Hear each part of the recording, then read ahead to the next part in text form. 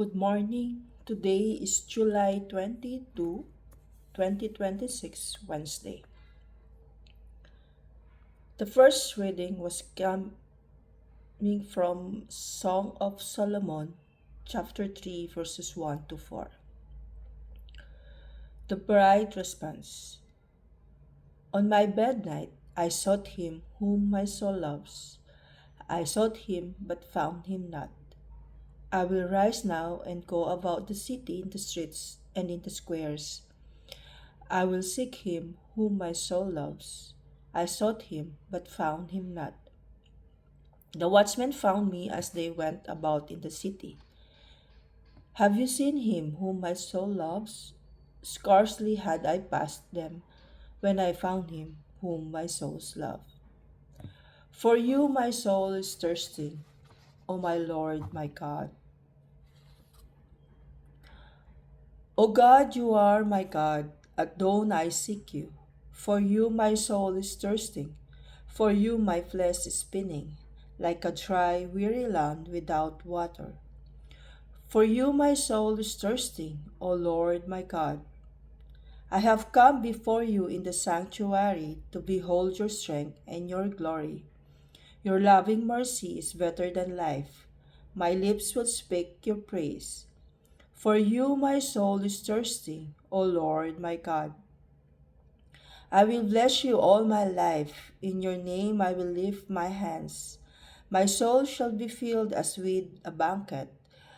With joyful lips my mouth shall praise you. For you my soul is thirsting, O Lord my God. For you have been my strength. In the shadow of your wings I rejoice. My soul clings fast to you. Your right hand folds me. For you my soul is thirsting, O Lord my God. Alleluia, Alleluia. Tell us, Mary, what did you see on the way? I saw the glory of the risen Christ. I saw his empty tomb. Alleluia. Today's gospel was taken from John chapter 20, verses 1 to 2, 11 to 18. Now, on the first day of the week, Mary Magdalene came to the tomb early, while it was still dark, and saw that the stone had been taken away from the tomb. So she ran and went to Simon Peter and the other disciples, the one whom Jesus loved, and said to them, They have taken the Lord out of the tomb, and we do not know where they have laid him. But Mary stood weeping outside the tomb. And as she wept, she stooped to look into the tomb, and she saw two angels in white, sitting where the body of Jesus had lain, one at the head and one at the feet. They said to her, Woman, why are you weeping? She said to them, They have taken away my Lord, and I do not know where they have laid him. Having said this, she turned around and saw Jesus standing, but she did not know that it was Jesus. Jesus said to her, Woman, why are you weeping? Whom are you seeking? Supposing him to be the gardener, she said to him, Sir, if you have carried him away, tell me where you have laid him, and I will take him away. Jesus said to her, Mary. She turned and said to him in Aramaic, Rabboni, which means teachers. Jesus said to her, Do not cling to me, for I have not ascended to the Father, but go to my brothers and say to them, I am ascending to my Father and your Father, to my God and your God.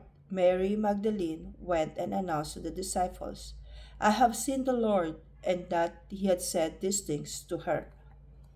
The word of the Lord. The resurrection of Jesus is revealed through Mary Magdalene's encounter with the risen Christ. She discovers the empty tomb and runs in to inform the disciples, distressed by the absence of Jesus' body. Later, she encounters Jesus but initially failed to recognize him. When Jesus calls by her name, she recognizes him and is commissioned to share the news of his resurrection with the disciple. This passage highlights the personal and transformative nature of Jesus' resurrection. Mary's encounter show how Jesus meets us in our moments of distress and confusion, calling us to recognize his presence and respond with faith. It also underscores the importance of personal witness and the joy of sharing the good news of Christ's victory over death with others. Good morning and have a blessed day.